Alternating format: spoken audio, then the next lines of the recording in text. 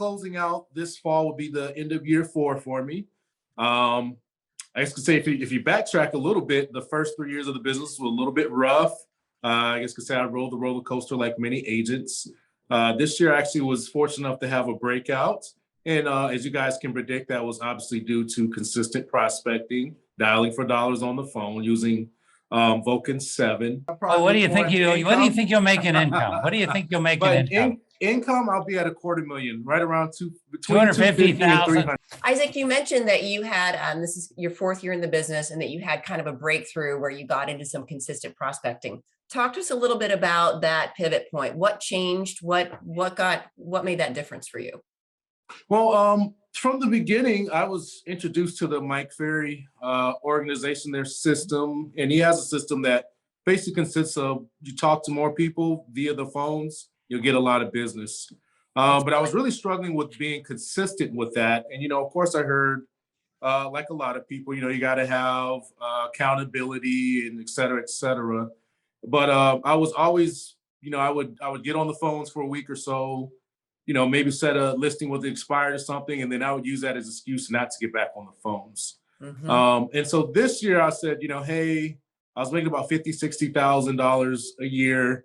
And I said, hey, at some point things have got to change. Either got to give this all and either the system works or it doesn't, or I need to find something else. So really at the beginning of this year, I kind of made that decision like, hey, I'm just going to jump in, completely commit.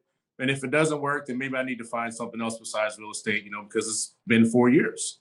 But the biggest change for me was the accountability. I prospected live on Zoom every day. Mm-hmm. And for me personally, I found that it was tough for me not to show up then, because before I would do it by myself. And, it's just easy to tell yourself you do it tomorrow, next day, next week. And next thing you know, it's been a month. But having that, you're with a group of people on Zoom. Who's in that group? Generally, in general terms. Yeah, it was me and another agent here in Hawaii. More specifically because we have such a different time zone. Uh-huh. But we prospected live every day together from 8 to about 11 o'clock, 11:30. Okay, so accountability is a very important component. Absolutely, absolutely. Isaac, your business this year, you said it was obviously due to prospecting. What specific type of prospecting were you doing that's generated the transactions you've had so far? Are you calling expireds, cancels? Are you circle prospecting, database? What does that look like for you? Yeah, great question. That is actually one of the changes this year and that was really obviously due to the market we're in. As you all know, we haven't seen a market like this for a while, maybe probably ever. Right. But the expireds, they just dried up this year. I mean, I would normally start my mornings at 8 a.m. And, as we're told, you look at the expireds, whatever cancels, mm-hmm. and literally for weeks, months, really. And even now they haven't really come back much. Mm-hmm. Just nothing. You might have maybe one condo that's been on the market for like 2 days. And so I really had to shift my business to, we would think of it as like just listed, just sold, but really just literally cold calling neighborhoods. But what I found with that is, I believe that also forced me to be a little more consistent because sometimes I believe in previous markets, you may have been spoiled with expires because you knew that any week there'd be 2 or 3 expires every day. Just jump on the phones for a couple hours, set an appointment, and you could do it again next week. Whereas, there you could get away with being a little inconsistent. Whereas in this market, the expires are just not there. So you really got to fight, and that consistency really plays a part. So for me, it was really calling neighborhoods, letting them know, hey, what just sold, what just listed. And then just from there, it was literally just cold calling, asking people, hey, are you interested in selling? Yeah, talk to us a little bit about what you're saying when you're calling. It's none of us like to receive calls from people we don't know or aren't expecting. So how are you winning the business in your scripts? What techniques you're using, or questions, or what's working for you? So I might say, hey, Sarah, you're thinking of selling, at Christmas time. I got it. Well, listen, I know you're not in the market today, but why don't I just come over, take a look? Because I know a lot of sellers, they like to put money into their properties, and sometimes they can't get it back. So I'll just give you the information you need.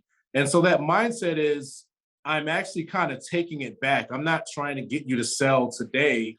I'm just trying to get in the door so that when you are ready to sell, I'm the agent you're going to list with.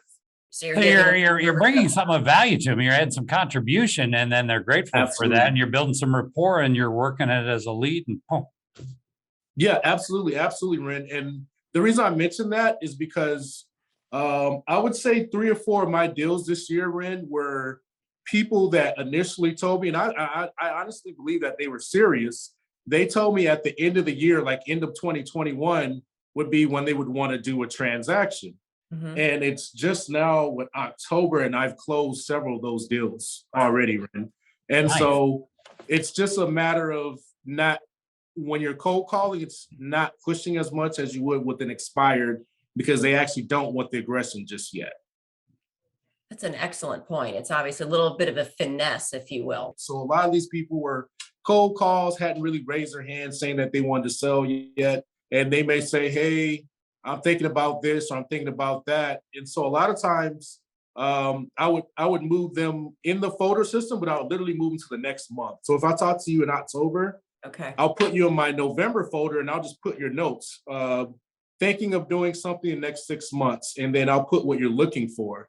And so if something comes across my plate, I'll say, hey, Sarah, I know you're not looking to do anything today, but I just saw this house that seems to look like what you wanted to buy, or, I know you wanted to sell, and this house down the street just sold at this price. Just wanted to keep you up to date with what's happening in the market so that when you're ready, you can make a move. And I found that a lot of people are welcoming of that. I love that. And that really works when you call people with something very specific that you saw and you thought of them. I mean, the success rate with that approach is highly successful.